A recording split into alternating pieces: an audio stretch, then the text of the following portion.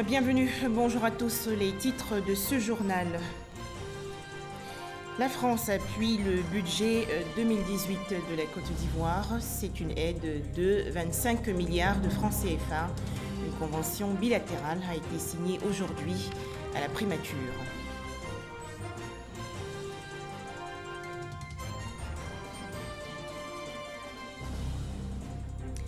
À la une également, la 9e édition de la conférence internationale Ease of Doing Business Initiative. Les travaux se déroulent dans le district d'Abidjan, rencontre qui va permettre à la Côte d'Ivoire de bénéficier de l'expérience des autres États cités en exemple dans le cadre du Doing Business. Enfin, le prince saoudien Mohamed Ben Salman en Tunisie, mais son séjour fait polémique en raison de l'affaire du meurtre du journaliste turc Jamal Khashoggi. Merci de nous rejoindre. 25 milliards de francs CFA seront donc décaissés par la France pour appuyer le budget de l'État ivoirien, et cela au titre de l'année 2018. Une convention a été signée aujourd'hui entre les deux pays à la primature. La France et la Côte d'Ivoire resserrent ainsi leurs liens séculaires. On en parle avec Francis Boafo. Avant cet accord, le chef du gouvernement Amadou Gon Coulibaly a signé la convention relative à l'avenant au deuxième contrat de désendettement et de développement C2D avec l'ambassadeur de la France en Côte d'Ivoire, Gilles Huberson. Le gouvernement français se dit satisfait des résultats obtenus dans l'exécution des projets C2D en Côte d'Ivoire. La construction de 116 écoles, de 240 collèges, la qualité aussi, la formation de 26 000 enseignants ou directeurs d'école, c'est très important. La santé, là aussi les programmes se déroulent, 400 000 femmes enceintes, 2 millions d'enfants qui ont bénéficié d'un meilleur accès aux soins, et là aussi de l'infrastructure, mais aussi de la qualité dans les soins. Et je ne reviens pas sur le million d'Ivoiriens qui ont vu leur accès à l'eau potable amélioré. Il y a aussi des projets dans ce domaine très importants.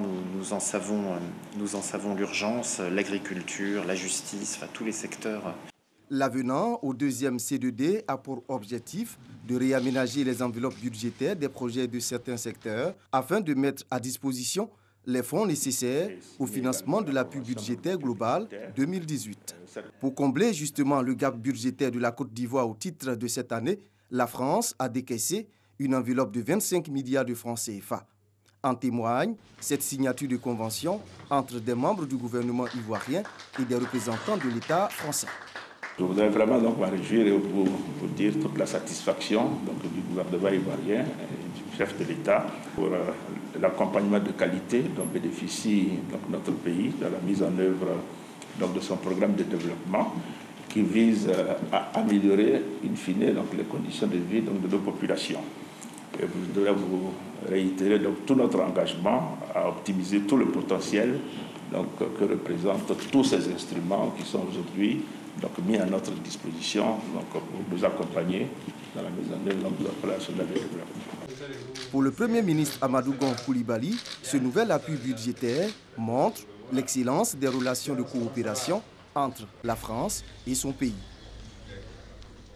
On poursuit avec la 9e édition de la conférence internationale Ease of Doing Business Initiative. Première conférence en Afrique de l'Ouest, première rencontre également en Côte d'Ivoire, un pays francophone. La délégation de l'IDBI a été reçue par le Premier ministre ivoirien Amadou Gon Coulibaly. Au cours des échanges, le chef du gouvernement ivoirien a souligné les efforts consentis par la Côte d'Ivoire pour améliorer le climat des affaires. Les détails avec Cheikh Koné. L'importante délégation de l'Eyes of Doing Business Initiative IDB, composée de Pierre Laporte, directeur des opérations de la Banque mondiale, et Aliou Maïga, directeur pays de la Société financière internationale SFI, est venu exprimer sa reconnaissance au chef du gouvernement quant aux moyens déployés pour la bonne tenue de la 9e conférence mondiale du Doing Business. Donc on était là aujourd'hui pour rencontrer le Premier ministre qui n'a pas pu participer à l'ouverture de la conférence Ease of Doing Business Initiative. et qui était représenté par le ministre des Finances. C'est une conférence très importante pour toute l'Afrique parce que c'est un forum pour un partage d'expériences entre les pays sur les façons, les moyens et les façons d'améliorer le cadre des investissements dans leur pays. Au dernier classement du rapport Doing Business pour l'édition 2019, la Côte d'Ivoire s'est hissée pour la deuxième fois parmi les 10 pays réformateurs en Afrique aux côtés du Togo, du Rwanda et du Kenya. Une performance que le pays entend améliorer dans les prochaines années, à en croire le Premier ministre Amadou Gon Coulibaly. C'est clair et qui nous a été fixé par le chef de l'État. C'est une grande ambition d'être dans 2 ans, donc dans le Doing Business 2021, dans les 50 premiers. Alors j'ai indiqué que comme étape intermédiaire pour juger de la crédibilité, donc à notre niveau, donc d'atteindre cet objectif, il faudrait que pour le Doing Business 2020, le rapport qui sortira l'année prochaine, que nous puissions donc être dans les 100 premiers. Ce serait déjà donc une bonne étape, je dirais donc de franchie. Pour atteindre cet objectif, le chef du gouvernement a rappelé les réformes engagées dans ce sens, notamment le vaste programme de dématérialisation dans les services et actes administratifs, à savoir le paiement en ligne des impôts ainsi que la création en ligne des entreprises. Nous sommes convaincus que cela va améliorer donc sérieusement donc notre classement. Cela va faciliter sérieusement donc l'environnement en ce qui concerne donc les affaires et moi je suis vraiment confiant. Ce sont des réformes qui prennent un peu de temps, qui demandent aussi des ressources, puisqu'il s'agit de programmes donc, informatiques, etc. Mais je crois que le plus gros pour nous donc, a déjà été fait avec la mise en place du portail unique de l'investisseur. Ouverte le lundi 26 novembre, la 9e conférence mondiale du Doing Business referme ses portes ce mercredi 28 novembre. Plus de 300 experts venus d'une trentaine de pays africains ont pris part à cette rencontre de haut niveau. Les travaux de la 9e conférence internationale Ease of Doing Business Initiative se déroulent dans la commune de Cocody. La rencontre a été ouverte hier par Adama Koné, ministre ivoirien de l'économie et des finances. Thème retenu, amélioration du climat des affaires et défis de la croissance économique en Afrique. Les explications de Cheikh Koné. Cette 9e conférence dédiée au partage des expériences en matière de réforme du Doing Business est la première du genre en Afrique subsaharienne, précisément dans un pays francophone. L'entrée de la Côte d'Ivoire dans le top 10 des pays réformateurs au monde dans le classement Doing Business 2019 est un des critères qui a valu la tenue de cet événement à Abidjan. Cette conférence annuelle de partage d'expériences et d'échange de bonnes pratiques sur l'amélioration du cadre des affaires est une excellente opportunité pour les pays du continent de discuter des voies et moyens pour rendre leurs économies plus attractives. Amélioration du climat des affaires et défis de croissance économique en Afrique. C'est le thème retenu pour cette 9e édition. Environ 300 experts du groupe de la Banque mondiale et des experts venus d'une trentaine de pays africains vont partager durant 2 jours leurs expériences et bonnes pratiques en matière de réforme. Nous en sommes tous conscients, l'effort de réforme est long et souvent complexe. Mais il est indispensable pour transformer positivement nos économies et nos sociétés.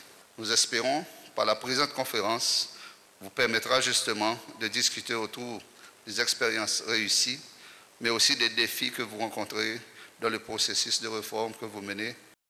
Dans le dernier rapport Doing Business 2019, la Côte d'Ivoire a réalisé un bond de 17 places, passant ainsi de la 139e place à la 122e place. Et ce, grâce à 5 réformes engagées sur les 10 indicateurs du Doing Business. Ces réformes ont constitué des priorités du gouvernement en matière de renforcement des infrastructures économiques et du cadre global du Doing Business en Côte d'Ivoire. Malgré ces résultats encourageants, les objectifs du gouvernement ne sont pas encore atteints. Cela nécessite des efforts encore plus soutenus, d'où la création le 10 juillet 2018 d'un secrétariat d'État auprès du Premier ministre chargé de la promotion de l'investissement privé, lequel a en charge la facilitation des affaires. La tenue de cette conférence mondiale revêt un enjeu important pour la Côte d'Ivoire, car le pays ambitionne d'être parmi les 5 pays les mieux classés dans le monde d'ici à 2020. Pour y arriver, il devra s'inspirer des meilleurs exemples de réformes dans le cadre de l'amélioration de l'environnement des affaires. Assurer l'accès et l'utilisation de ces produits bancaires à 75% de la population ouest-africaine, c'est l'objectif que vise aujourd'hui la Banque centrale des États d'Afrique de l'Ouest. La BCEAO veut ainsi renforcer l'inclusion financière. Les explications de Francis Boifo. Du siège de la Banque centrale des États de l'Afrique de l'Ouest BCEAO à Dakar, le gouverneur de cette institution dégage les priorités relatives à l'inclusion financière les 5 prochaines années.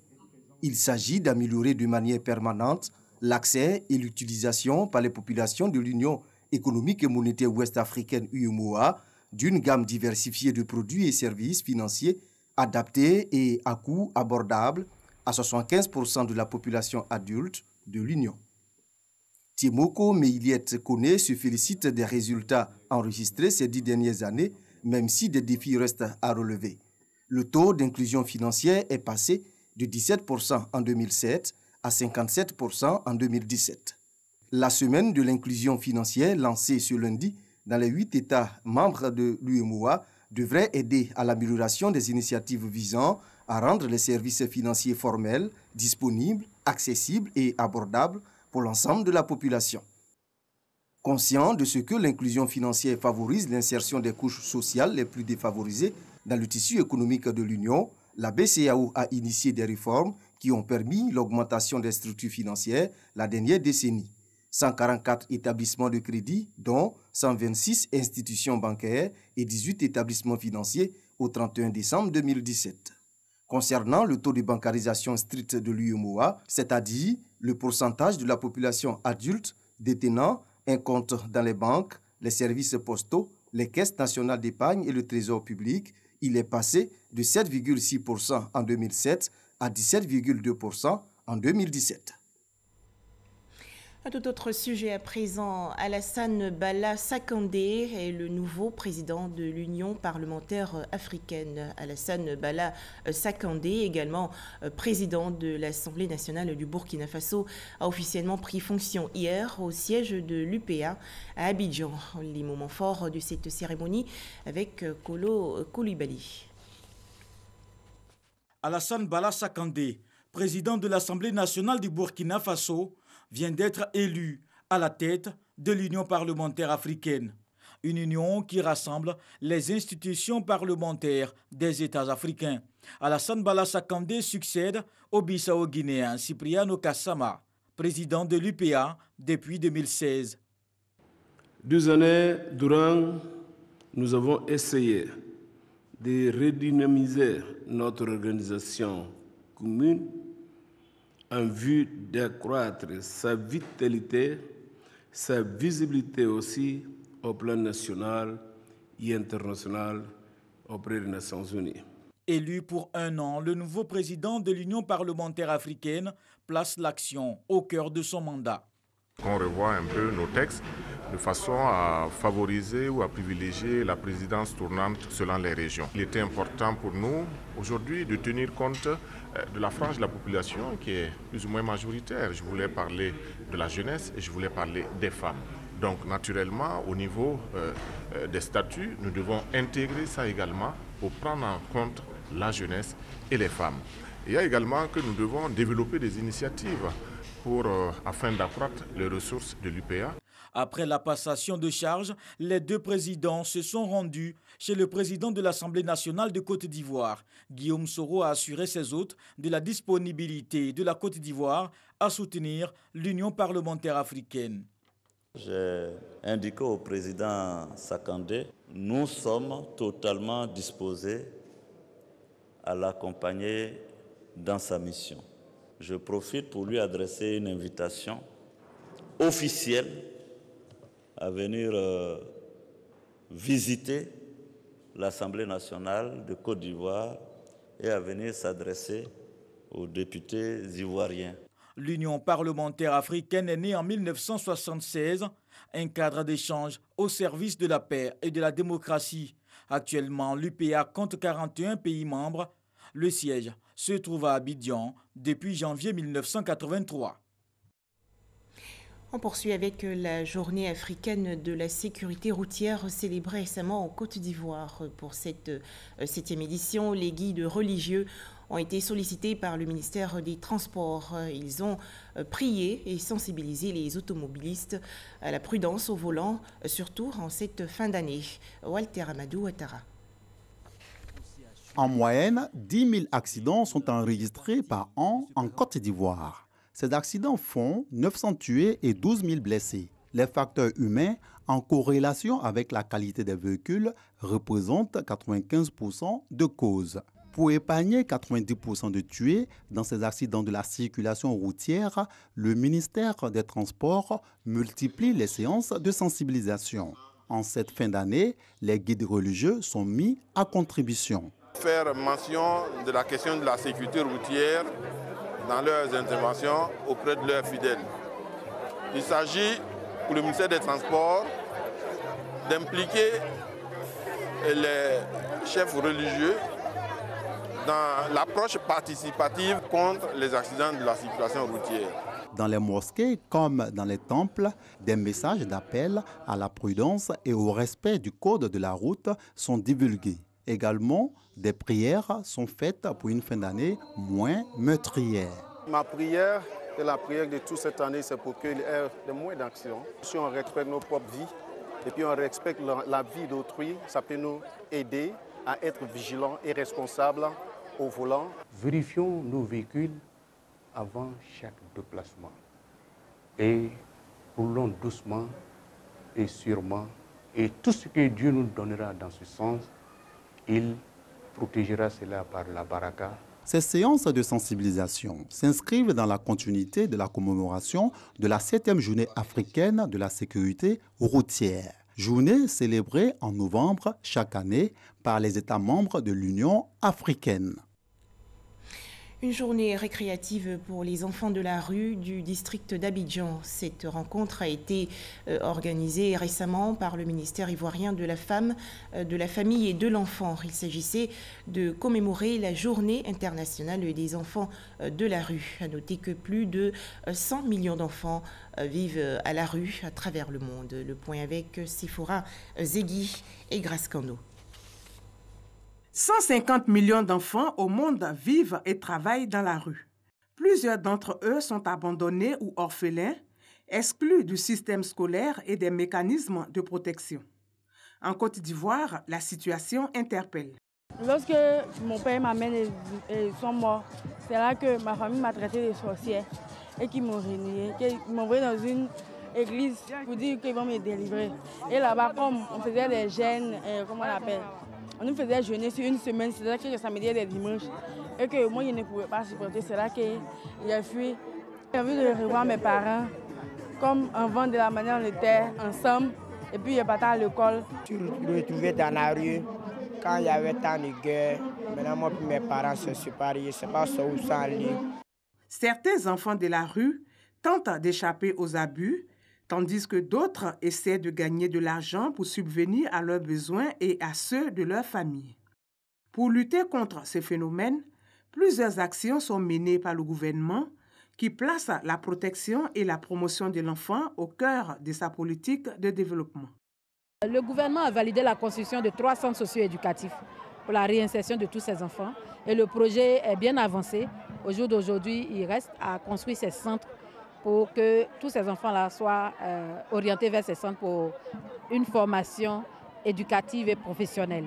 La rue n'est pas la place propice à l'éducation des enfants. Nous devons donc nous organiser pour les aider à retourner dans leur famille où leur sécurité sera assurée. Vous avez la responsabilité de protéger vos enfants, de les éduquer et de leur permettre de s'épanouir. Depuis 2009, l'UNESCO a décrété le 26 novembre de chaque année Journée internationale des enfants de la rue. Une journée pour mettre en lumière et dénoncer l'absence des journées récréatives pour les enfants et adolescents vulnérables.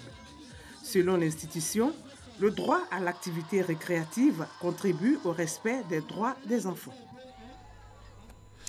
Un tout autre sujet à présent. Au revoir 2018 et bonjour 2019. L'émission culte de Nouvel An proposée par le groupe RTI a été lancée hier lors d'un point de presse. À noter une innovation pour cette édition, notamment le Bonjour Tour 2019. Les humoristes vont donc sillonner plusieurs pays, dont le Burkina Faso, le Mali, la France et les États-Unis. Les précisions de Franck Quadio.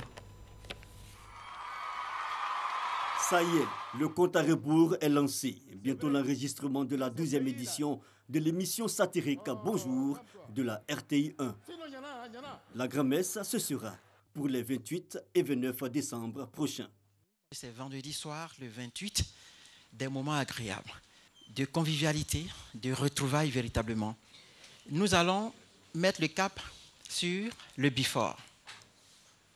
Le before, c'est encore la proximité que nous recherchons toujours. C'est la grande messe avec le classico. Nous avons fait le tour de la Côte d'Ivoire l'année dernière. Cette année, nous allons encore repartir. Et cette année, nous comptons aller encore plus loin. Bassam, merci. Benjerville. Bonjour de la RTI 1, un révélateur de talent. Ils seront au rendez-vous, ces comédiens qui ont toujours contribué au succès de cette production. Bonjour arrive encore, on va vous faire rire encore. C'est ça. Et puis Papitou, et puis les autres, on va tuer encore. On va tuer encore. Merci. En attendant, ces 27 et 28 novembre, sera organisé un casting au siège de la RTI à Cocody pour le recrutement de nouveaux talents. Intéressons-nous à présent à la situation des Ivoiriens de l'extérieur. Le projet de politique nationale les concernant a été présenté récemment par le ministère de l'intégration africaine dans la commune de Grand Bassam. Objectif, valoriser le capital humain et économique de ces ressortissants ivoiriens en vue de leur participation effective au développement socio-économique du pays. Les explications de Abdoulaye Koné. Conscient du poids de la diaspora, le ministère de l'intégration africaine et des Ivoiriens de l'extérieur a instruit la DGIE au fin d'élaborer un projet de politique de gestion de cette force vive qui demeure une priorité pour le gouvernement ivoirien. La diaspora ivoirienne est estimée, on parle d'estimation, c'est-à-dire qu'autour d'1 240 000 personnes réparties essentiellement dans les pays de l'OCDE. Aujourd'hui, ces Ivoiriens, s'ils ne sont pas pris en compte, ils ne vont pas se sentir concernés par le développement de leur pays d'origine. Il était important pour nous de leur faire comprendre que nous mettons en place ici tout un ensemble de dispositifs qui puissent leur permettre d'investir en Côte d'Ivoire s'ils souhaitent le faire. Pour présenter les axes de la politique de gestion des Ivoiriens de l'extérieur, les différents participants ont pris leur quartier à Grand Bassam.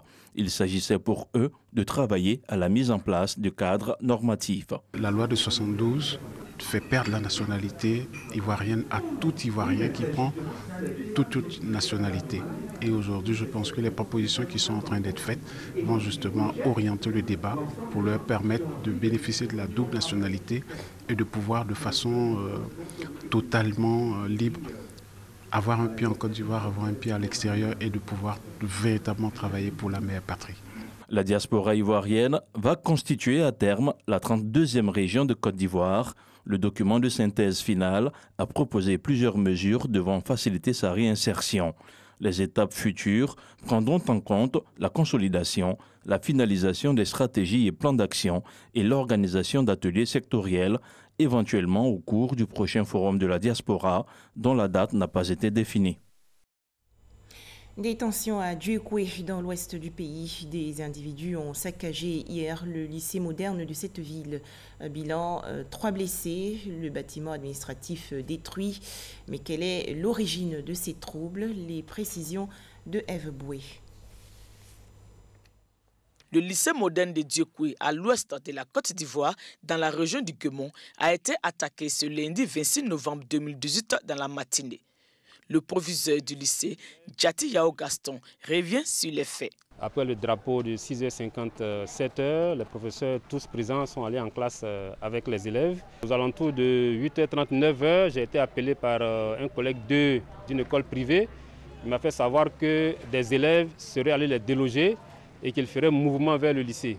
Immédiatement, j'ai informé les autorités de la sécurité. Pendant que nous rassemblions les élèves pour que M. Le Dren leur adresse une parole apaisante, des coups de sifflet ont été entendus et c'est ainsi que dans la débandade, tous les élèves sont sortis. Donc étant sortis, nous avons essayé de sécuriser les enfants lorsque des individus sont entrés dans l'établissement en grand nombre avec des gourdins, avec des machettes, avec des pieds de biche, avec des armes blanches et bien entendu, il fallait que chacun sauve sa peau. Donc nous nous sommes retrouvés dans des endroits un peu cachés et donc le lycée a été à leur portée pendant environ 1 heure à 2 heures de temps. Et ils ont passé le lycée sans dessus-dessous. Bilan, 3 blessés, le bâtiment administratif pillé. Tout le matériel informatique a été absolument saccagé. Les 2 risographes qui nous font faire des devoirs ont été pillés, démolis, détruits. Toutes les vitres de l'établissement ont volé en éclats. Et le foyer du lycée qui abritait 2 salles de classe ainsi que la salle numérique a été incendiée. Selon des sources concordantes, les transporteurs seraient à la base de ces incidents. Ils auraient agi ainsi en représailles à l'action d'élèves incontrôlés ayant abouti à la destruction de 2 de leurs véhicules la semaine passée au cours d'une grève des enseignants. Le calme revenu, les autorités et les acteurs du système éducatif lancent des appels à l'apaisement et invitent les élèves à reprendre les cours. Une réunion d'urgence est convoquée avec les acteurs du système éducatif, les membres de la société civile, les syndicats des transporteurs. La police a ouvert une enquête pour situer les responsabilités. Revenons sur le forum Africité 2018. Le Maroc noue des contacts d'affaires avec notamment les 8 pays membres de l'Union économique et monétaire ouest-africaine. Mamadou Kouassi. La véritable plaie des collectivités ouest-africaines, c'est bien le manque de ressources financières pour la mise en œuvre de leur politique de développement. Face à l'insuffisance des ressources allouées par le gouvernement, les collectivités territoriales sont obligées de se tourner vers d'autres sources de revenus ou même adopter d'autres politiques de financement. Il s'agit entre autres du partenariat privé-public et la participation au marché public. Au niveau de l'espace UEMOA, un programme est élaboré en vue de rechercher les fonds pour la décentralisation financière. Il s'agit du PRADEF. Après donc la Suisse et la France, c'est le Maroc qui s'engage aux côtés des 3000 collectivités de l'espace UEMOA. Ceci à travers une signature de convention sous le regard des chefs de délégation des pays de l'espace UEMOA, présents à Marrakech dans le cadre du 8e sommet de l'Africité. Cette décentralisation administrative n'a pas été accompagnée d'une décentralisation financière, ce qui plombe le travail des élus. Au niveau de l'espace UEMOA, nous pensons qu'il serait judicieux, si on veut une véritable politique de décentralisation, si on veut que les élus locaux, tant au niveau des communes, des départements, des régions que des cercles, puissent avoir les moyens nécessaires. Et cela passe peut-être par l'instauration d'une fiscalité locale, contrôlée, maîtrisée, qui pourrait aider les élus locaux à mener à bien leurs tâches. Le Maroc vient de le faire et on voit le développement des villes marocaines. Tout le monde est en admiration devant ce qui s'est fait ici à Marrakech. Je pense que cela aussi peut se faire dans nos États. Il faut peut-être aller étape par étape, mais il faut y arriver sans pénaliser les populations qui déjà subissent suffisamment de taxes, qui ont déjà une fiscalité qui est quelquefois lourde au niveau des États, mais ça devrait peut-être la clé de répartition qui pourrait aider nos structures décentralisées à remplir les missions vis-à-vis des populations, mais également vis-à-vis de nos gouvernements. Une autre convention est également signée par le président de l'ensemble des 3000 collectivités de l'espace UEMOA, l'Ivoirien François Albert Amicha, et des structures techniques pour la mise en œuvre de la politique de développement communautaire. Le Maroc compte en plus de l'appui financier apporter son expertise en matière de décentralisation aux villes et aux régions de l'espace UEMOA. Le reste de l'actualité, Mohamed Ben Salman en visite d'État en Tunisie, mais le prince saoudien n'est pas le bienvenu en raison de l'affaire Khashoggi. À noter également des tensions en mer d'Azov.